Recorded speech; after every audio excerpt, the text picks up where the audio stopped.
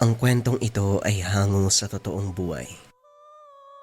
Mula ito sa isa nating kabayan na itago na lang natin sa pangalang Amboy. Taong 1977, Dipolog. Nagmumukmuk lamang sa sulok ng sabungan si Amboy matapos ang 3 sunod-sunod na pagkatalo. Ubus na ang perang hiniram pa sa tiyahin na abot ng ilang daan. Ang usapan ay mamayang hapon babayaran. Subalit hindi ito ang pinoproblema ni Amboy. Mas iniisip ang kalabang sabungero na hindi man lang matalo-talo sa pustahan. Malayong malayo ang kanyang mga manok dahil isang salpukan lang bagsak na kagad. Samantalang ang kalaban, hindi man lang nakaramdam ng pagod kahit isa lang ng paulit-ulit. Hoy Amboy, nandiyan ka lang pala, hinahanap ka ni Tia Susan. Nagtatanong sa'yo. Ano, may pambayad ka na sa kanya? Alam mo naman ang tiyahin natin yun eh. Hindi titigil kapag may utang. Sa dami kasi ng pwedeng hiraman sa kanya mo pa naisipan. Oh, pag-alis ko kanina, talo ang manok mo. Sigurado naman sa ikalawa at ikatlong laban nakabawi ka. Hoy, bakit ka ba nagbubukbok? Parang nasa ibang dimensyon ka, kinakausap, hindi nagsasalita. Hulaan ko lang ha, talo ka no? Agoy, sabi na nga ba sabong pa. Wika ni Pakoy, pinsan ni Amboy. Parehong nahilig sa sabong ang dalawang binata. Sa katunayan, lagpas 30 ang edad, walang mga asawa. Sa murang edad natutunan nila ang pasikot-sikot sa sabungan dahil sabungero din ang mga ama. Pagkatapos ng unang pusta, nanalo ng malaking halaga. Ito ang nag-udyok sa kanila na magsabong ng magsabong. Pumabor sa panig nila ang swerte nung una, pero sa sandaling lumitaw ang mananabong na nagmula sa karatig bayan, binagsakan ng kamalasan, hinding-hindi sila nananalo. Hindi naman pambayad ang pinoproblema ko. Pwedeng pagtrabahuhan yan eh. Ang inaalala ko, paanong panalo na lang palagi yung kalaban? Kung tutusin, pareho lang naman ang manok natin at kanya. May pakpak, may binti, may mata, may balahibo. Pareho din ang pinapatoka at inaalagaan. Pero bakit kakaiba? Yung sa atin hindi nga aabuti ng 1 minuto pagkasalang. Tapos yung sa kanya, kaya hanggang huling laban eh. Paano yun?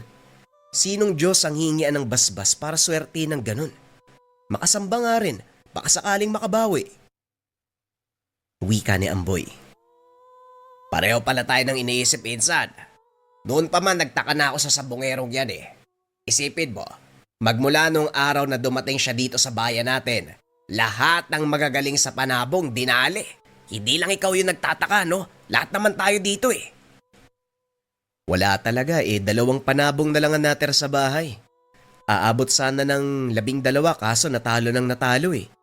Ititigil ko na ang pagsasabong. Ilalaban ko kung natira. Ubusin ko na lang. Pagkatapos ng pag-uusap, sabay nilang nilisan ang lugar. Habang nasa kalagitnaan ng daan, hindi maiwasang mapalingon dahil sa matandang nakasunod. Unang beses pa lang itong nakita, hindi napansin kung kailan lumitaw sa likuran. Sinubukang baliwalain, pero kahit saang daang lumihis nakabuntot pa rin. Insan, hindi na maganda ang kutob ko sa matandang yan ha. May atraso ko ba sa tao para sundan tayo ng sundan? Kung kani-kanino ka kasi umuutang eh. Loko, hindi ko nga kilala yan eh. At saka wala akong utang kahit kanino maliban kay Tia. Kalmahan mo lang. Baka kung saan tayo pupunta, dun din naman pupunta yan. Itanong mo nga, mabuti nang makasigurado. Ilang beses nang may nababalitang may patayan dito eh.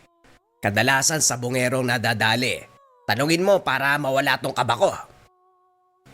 Wika ni Pakoy. Kulit mo din ano? Amanong magandang araw sa inyo. Huwag niyo po sanang mamasamay niyo itatanong ko ha. Napansin ko kasi, sunod ka ng sunod. Saan po ba ang punta niyo? O baka may sadya ka sa amin? Tumigil sa paghakbang ang nasabing matanda.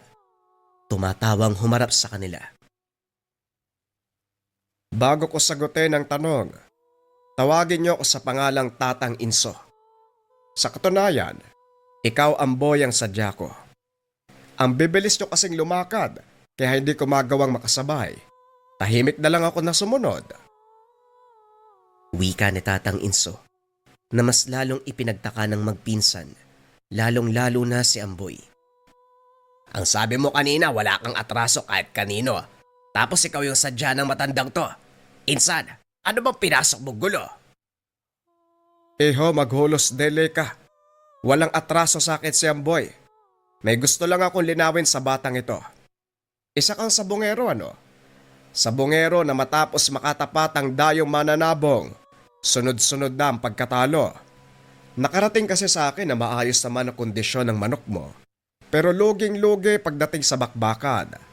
Tapos kung sa iba ilalaban, nananalo. Dito lang sa dayo minamalas eh. Hindi ka ba napapatanong sa nangyayari? Natahimik ang magpinsan sa sinabi nito.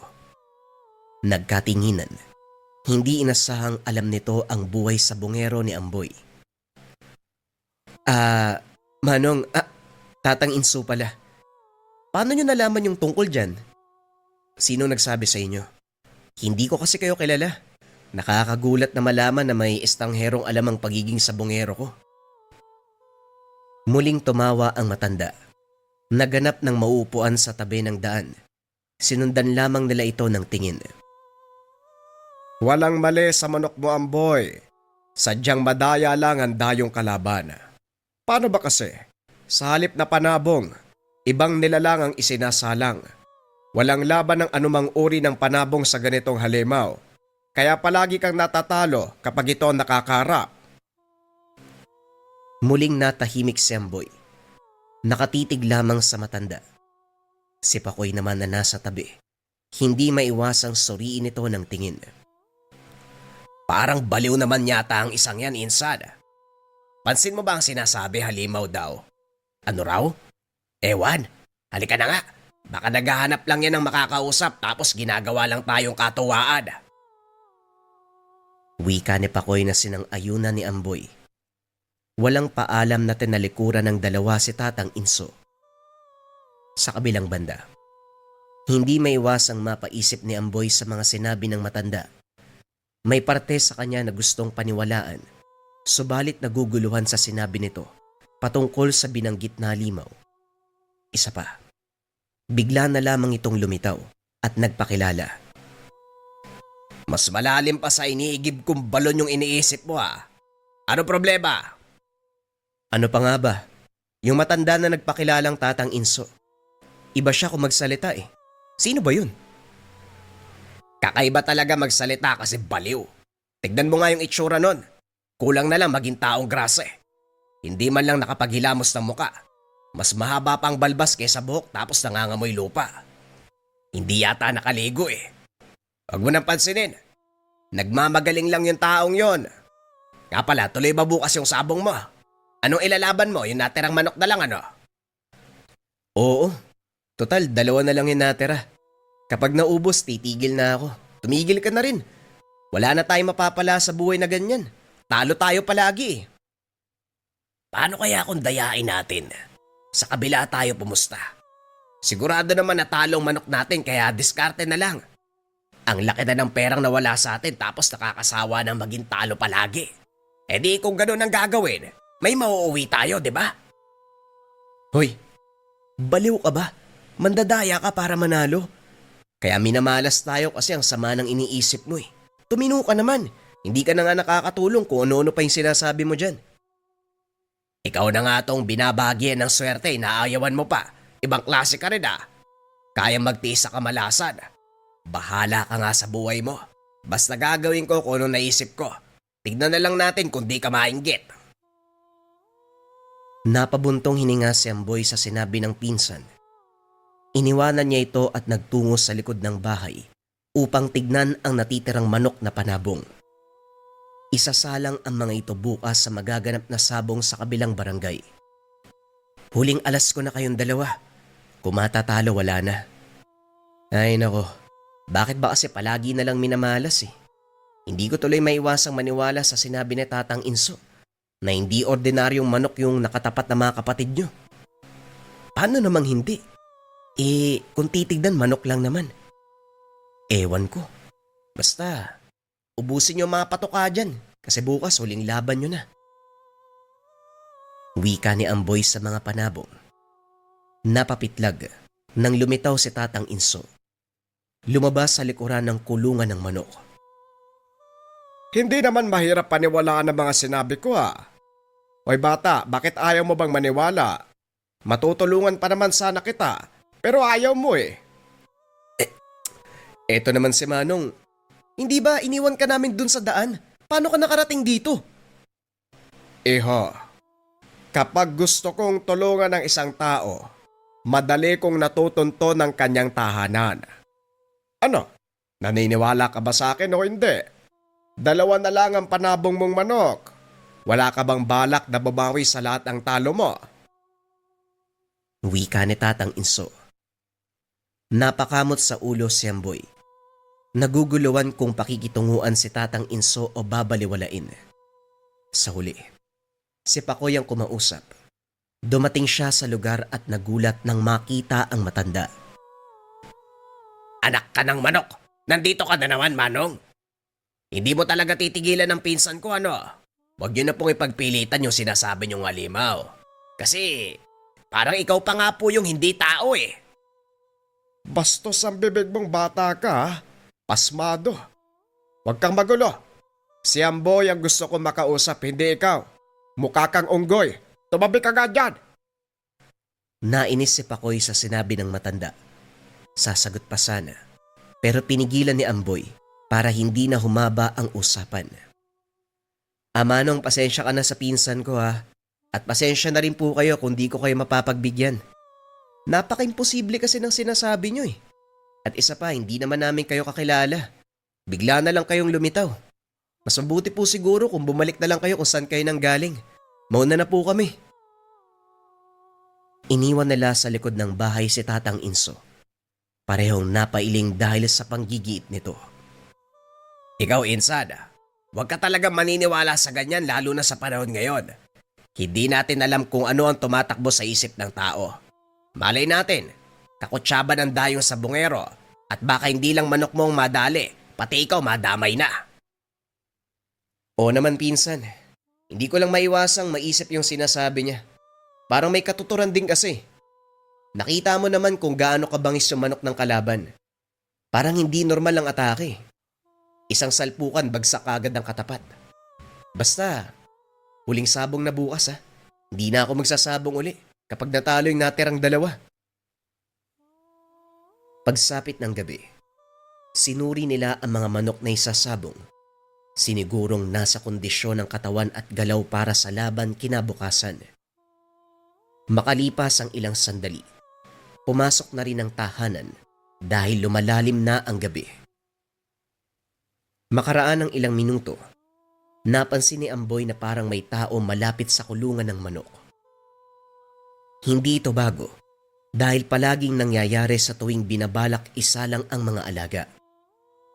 Binaliwala rin dahil parang pinaglalaroan ng sariling paningin. Kinabukasan, naabutan ni Amboy ang mga panabong na nanghihina. Kaagad inilabas sa kulungan at pansamantala munang pinakawalan. Sinabuyan ng patoka ang lupa. Kumain ang mga ito. Pagkatapos ay bumalik sa kondisyon. Insan, may pera akong pampusta dito ha. Huling ipon pero bahala na. Isusugal ko sa manok mo manalo o matalo. Pero sigurado ko mananalo yan. Pupusta din ako sa kabila para may babalik. Sira ulo. Pairalin mo ang pagiging madaya. Walang yumaman sa ganyan. Magkape ka nga muna sa loob. May natira pang tinapay at kape sa mesa. Maya-maya lalakad na tayo. Pumasok ng tahanan si Pakoy. Samantalang binabantayan niyang maigi ang mga panabong na malayang naghahabulan sa bakuran. Sa kalagitnaan, napansin niya ang dayong sa bungero. Nakatitig sa kanyang gawi. Kumaway pa. Sinalubong ng nagtangkang lumapit. Kondisyon ng mga manok mo ah. Ayos yan para masalap ang uulamin ko mamaya. Ganun naman, di ba? Kapag alaga mo ang katapat ng alaga ko, siguradong tinola at adobo. Hindi lugi kasi matataba at siksik sa laman. Hanga ako ha, maayos ang pag-alaga mo. Ano nga uli yung pangalan mo? Pakito. Manong matanong ko lang ha. Sa tanang buhay mo ba, likas na ang pagiging madaya? Ibang klase kasi yung manok mo eh. Napakahayop pagdating sa bakbakan pero nakakasiguro ka ba? Manok na panabong yan? Baka naman ibang nilalang na nagpapanggap yan. Mapapansin ang biglaang pagbabago ng reaksyon ng dayong sabongero. Nawala ang ngiti. Napahinga ng malalim. Napakuyom ng kamao. Si Amboy sa kabilang banda, nagsimulang magduda. Iyo, ano bang sinasabi mo? Ganyan ka ba talaga mag-isip kasi palagi kang talo? Ibang klase rin pala ang tama ng kamalasan, no? Pati ordinaryong panabong pinagdududahan. Mag-ingat ka, nakakamatay ang maling akala. O siya, sasabungan na lang tayo magkita. Wag mo nang lakihan ng pusta. Matatalo ka din naman eh. Tugon ni Pakito. Tinapik sa balikat si Amboy. Naglakad palayo. Napabuntong hininga si Amboy habang hinahatid ng tanawang matanda. Ito pa lang ang kauna-unahang pagkakataon na mukha ang makarap. Dito rin napagtanto, kakaiba ang presensya ng dayo. Hindi maintindihan ng samyo. Parang may langis sa katawan. Malansa sa pang-amoy. Insan, dali ka na. Malapit na magsimula ang sabong. Isilid na natin sa bayong ang mga manok. Ito pala ang tari. Hiniram ko kay Mang Paulito. Ilang beses na nitong naipanalo ang laban ng mga manok niya. Matalim kaya siguradong kakapitan tayo ng swerte. Hindi nga lang gumana nung nakalaban ng manok ng dayo pero balay mo. Naku, huwag ka maniwala sa ganyan. Soli mo yan. Itong tari natin ang gagamitin. Pareho lang naman ang resulta. Talo pa rin. Muling nagbuntong hininga si Amboy. Napadasal ng wala sa oras bago isilid sa bayong ang dadaling manok. Pagkatapos ay nagtungo na sa sabungan. Pagkarating sa lugar, kasalukuyang nagsisimula ang laban. Nanood muna sila dahil mamaya pa naman ang aktwal na sagupaan ng dalang manok kontra sa manok ni Pakito. Wala rin kasing magawa dahil sa tuwing nagpapalista, itatapat sa dayong sabongero. Insan, dyan ka muna ah. Pupusta ako doon sa kabila. Mukhang malakas ang laban eh. Dito ka lang. Babalik ako mamaya kapag manok na natin ang isasalang. Habang mag-isang nakaupo sa tabi, napansin ni Amboy si Pakito na nakipusta rin sa kasalukuyang laban. Bitbit nito ang manok na ipangtatapat sa kanilang manok mamaya. Tinignan niya itong mabuti. Habang tumatagal, hindi na ito manok sa paningin. Mukha ng isang asong halimaw ang nakikita.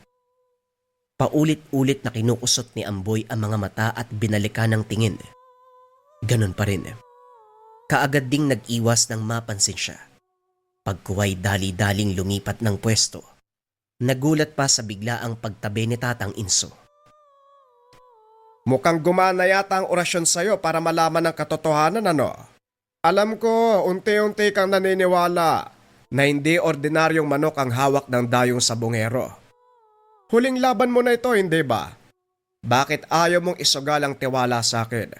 Sisiguraduhin kong hindi ka magsisisi. Akin na ang manok mo. Ako na ang bahala.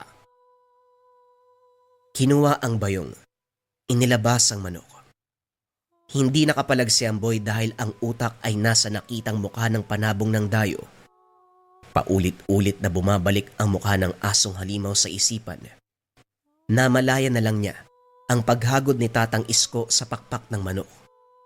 Pagkatapos ay dinuraan ng 3 beses. Inihipan pa. Kumuha ito ng tari sa bulsa at ikinabit sa paa ng panabong. May kung anong bagay itong isinubo sa manok.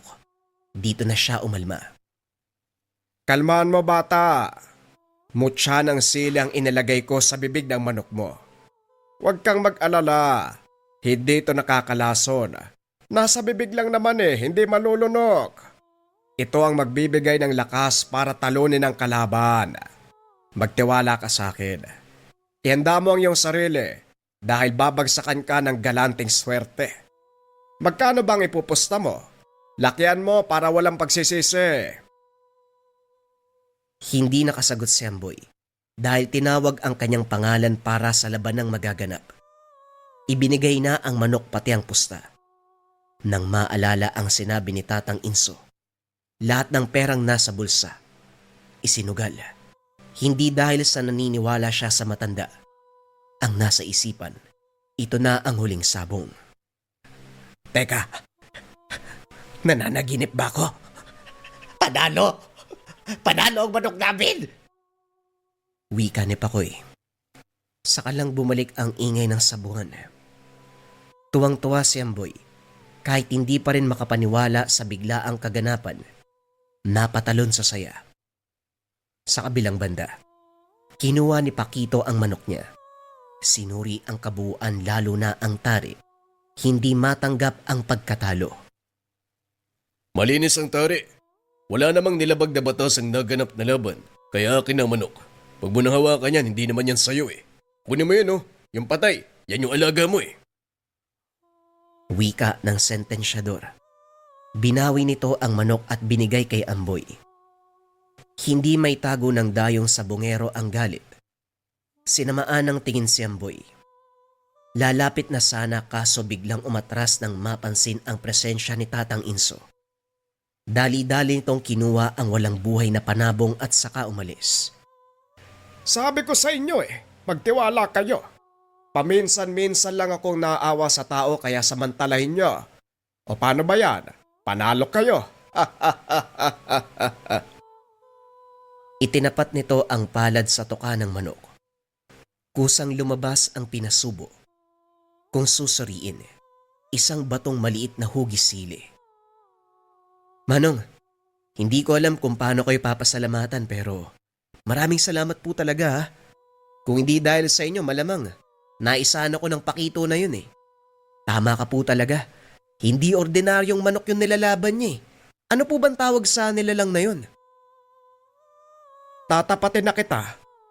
Maging ang dayong yon ay hindi ordinaryong tao. Isa siyang aswang at ang nagbabalat kayong manok, gabay niyang nilalang. Pareho silang halimaw. Hindi matatalo sa ganitong laban kung walang ipangtatapat na mabisang pangontrang makakalaban. Ang totoo nga niyan, siya talaga ang sadya ko sa lugar na ito eh. Tapos sa pag-alaman ko, ikaw ang pinaglalaroan niya kaya lumapit ako para makatulong. Ngayong bistado na siya, hindi na babalik dito sa sabungan. Pero hindi talaga babalik yan. Kasi pagkatapos ko dito, siya naman ang tutugisin ko. Napatango na lamang si Amboy.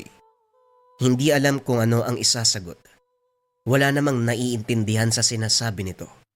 Naguguluhan pa sa takbo ng pangyayari. Pagkatapos magpaalam ni Tatang Inso, si Pakoy naman ang kanyang hinanap.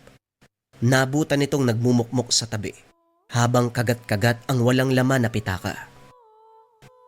Hoy, pagkatapos ko, ikaw naman ang nagbumukmok. Ano to? Palitan lang? Hindi ka ba masaya na nanalo tayo? Ligtas ang panabong. May perang napalalunan. Bakit ako matutuwa? Sa kabila ako pumusta eh. Akala ko kasi talo na naman eh. Bakit hindi mo sinabi sa akin na mananalo yung manok mo? Abayan, ubos yung pera ko. Yan ang sinasabi ko sa'yo. Madaya ka kasi. Dapat sa manok lang natin yung pusta, manalo o matalo. Tignan mo, ikaw ang kawawa. Basta ako, nakabawi na ako sa sunod-sunod na pagkatalo. At saka binenta ko na rin yung mga manok na dala ko. Ito na yung huli kong sabong. Hindi pa rin kasi ako makapaniwala sa nangyari, pambihira. May ganong klaseng nilalang pala. Manok lang kung titignan pero ang totoo, halimaw pala. Nakakakilabot ang itsura kung nakita mo lang. Wika ni Amboy na ipinagtaka ni Pakoy. Baliw ka ba? Nanalo ka lang kung ano na yung sinasabi mo. Anong halimaw? Anong nakakakilabot ng itsura? Nakasinghot ka? Ay nako. Wala, umuwi na nga tayo. Daan pala muna tayo sa bahay ni Paring Ramon, nanalo yun eh. Ang sabi niya, bibigyan niya ako ng paanang naipanalong manok. Pwedeng panghapunan natin mamayang gabi. Sagot ko na ang alak. Sa ating dalawa, ako lang may pera eh. Pusta pa sa iba. Paglipas ng mga araw, nagbago ang takbo ng buhay ni Amboy. Sa niyoga ng tiyay na lamang ibinubuhos ang oras. Inilayo ang sarili sa sabungan. matapos mapagtantong malaking bahagi ng pagkatao ang nasayang dahil lamang sa pagsusugal. Halos maubos pa ang pera. Serte pa dahil sa uli. Nakabawi kahit papano. Si Pakoy na lamang ang hindi pa bumibitaw sa pagsasabong. Sa pinsan din na pag-alaman na wala ng pakito na nagpapakita. Hula niya. Totoo ang sinabi ni Tatang Inso na ang dayo ang tutugisin. Kasunod ng pagkabisto sa ginawang pandaraya. Wala na rin siyang balita sa matanda.